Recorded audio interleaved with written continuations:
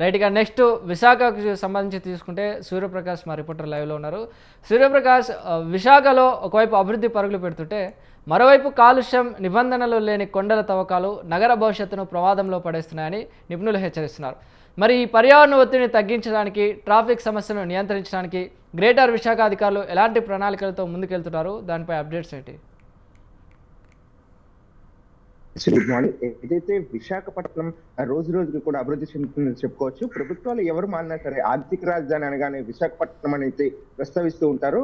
ఎలా అయితే ఆర్థిక రాజధాని దేశానికి ముంబై ఎలా ఉందో అదేవిధంగా ఆంధ్రప్రదేశ్ కి ఆర్థిక రాజధానిగా అయితే విశాఖపట్నాన్ని ఉమ్మడి రాష్ట్రం నుండి కూడా పూర్తిగా వీళ్ళు కొలుస్తున్న పరిస్థితి. అందుకు అనుగుణంగా భౌగోళికంగా కూడా ఇది అన్ని విధాలుగా కూడా పోర్ట్ తో పాటు అలానే బీచ్ కారిడార్స్ గా అలానే వాయు, రైలు, రోడ్డు మార్గాలు అంటే 4 మార్గాలు కూడా కలిగిన ఏకైక ప్రాంతంగా మహానగరంగా అలానే ఆంధ్రప్రదేశ్ మొత్తానికి కూడా ఏకైక పెద్ద నగరం కావడంతో ఇక్కడ రోజు రోజుకి కూడా అభివృద్ధి చెందుతున్న పరిస్థితి కనిపిస్తుంది. ప్రస్తుతం కూటమి ప్రభుత్వం కావచ్చు, ఏదైతే నూతనంగా తీసుకొస్తున్న కొన్ని కంపెనీస్ కావచ్చు, దాంతోపాటు గూగుల్ డేటా సెంటర్ కానీ అలానే రైల్వే జోన్ సంబంధించి కానీ ఆ ఇన్ఫోసిస్ కంపెనీ కానీ ఇలా ఏవైతే ఐటీ సెక్టర్ సంబంధించిన ప్రతి ఒక్క పథకాలు ప్రతి ఒక్క కంపెనీస్ కూడా విశాఖ నగరం వైపు మొగ్గు చూపడంతో ఇక్కడ పూర్తి స్థాయిలో అయితే అభివృద్ధి చెందుతుందని చెప్పుకోవచ్చు. కానీ అభివృద్ధి వెనుక అభివృద్ధి మాటన ప్రజల యొక్క జీవితాలు కూడా పూర్తిగా చిన్నాభిన్నం అవుతున్నాయని అయితే కొన్ని చోట్ల తెలుసుకునే పరిస్థితి ప్రధానంగా కనిపిస్తుంది. ఏదైతే మనకి రూరల్ ఏరియాకి సంబంధించి కొండలు ఆనుకునే కొన్ని ప్రాంతాల్లో అయితే విశాఖ జిల్లాగా ఆనుకుని అయితే ఉంటాయి. తుర్లవాడ కావచ్చు, యువతల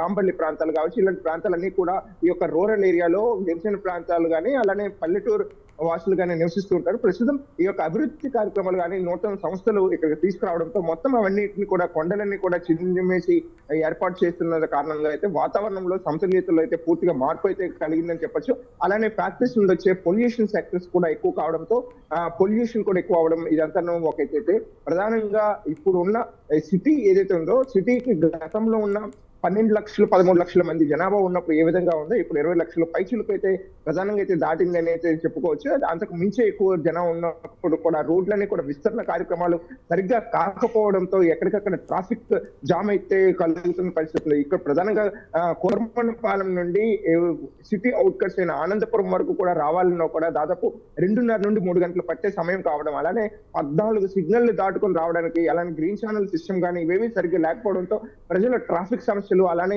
ఆ సమయంలో వెళ్తున్న సమయంలో ఈ పొల్యూషన్ కూడా అధిక వాహనాల సంఖ్య పెరగడంతో పొల్యూషన్ సెక్టర్ కూడా ఎక్కువ కావడంతో వీళ్ళంతా కూడా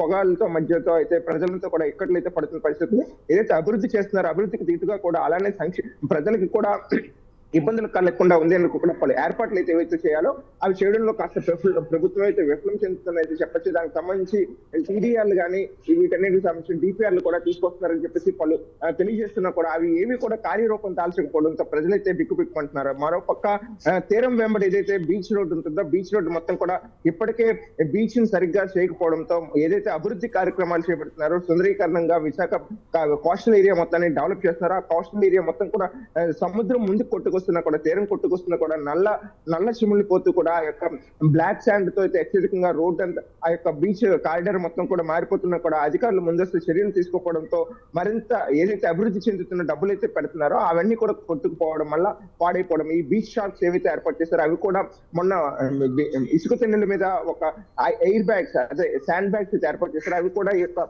గాలికి అలానే ఈ యొక్క నీరు ఏదైతే సముద్రంలో వస్తుందో ఆ నీరు మొత్తం అంతా కొట్టుకుపోతున్న పరిస్థితి ఉండడంతో దాదాపు విశాఖ నగరం మొత్తం కూడా కాలుష్యం కొరలతో అయితే చిక్కుకుంటుంది. అలానే పోర్ట్ ప్రాంతంలో ఇప్పటికే పొల్యూషన్ బయటకు రాకుండా నిత్యం కూడా వాటర్ సర్క్యులేట్ చేస్తూ కూడా ప్రాంతం మొత్తాన్ని కూడా క్లీన్ చేసే ప్రయత్నం అయితే విపిఏ అయితే చేస్తుంది విశాఖపట్నం పోర్ట్ అథారిటీ. కానీ అది అక్కడి వరకే పరిమితం కాకుండా సిటీ మొత్తం కూడా ఇదే విధంగా అత్యధికంగా పొల్యూషన్ ఎక్కువైపోవడంతో ప్రజలంతా కూడా తీవ్ర ఇబ్బందులు ఎదుర్కొంటున్నారు. కనుక దానికి సంబంధించి కూడా పొల్యూషన్ లేకుండా కూడా చేయాల్సిన అవసరం ఉంటుంది. ఏదైతే బీచ్ కానీ అలానే పొల్యూషన్ కానీ ట్రాఫిక్ కానీ ఈ యొక్క 3 సమస్యలను కూడా పూర్తిగా తప్పించగలిగితేనే ఈ యొక్క అభివృద్ధి కార్యక్రమాలు ఏవైతే ఉన్నాయో ఆ ఫలాలన్నీ కూడా విశాఖ నగర వాసులతో పాటు ఇక్కడికి వచ్చే వాళ్ళంతా కూడా అందుకునే పరిస్థితి ఉంటుంది. ఎప్పటికైనా సరే జీవీఎంసీ అధికారులతో పాటు జిల్లా యంత్రాంగం సైతం కూడా దీనిపైన చర్యలు తీసుకోవాలని ప్రజలంతా అయితే కోరుకుంటున్నారు.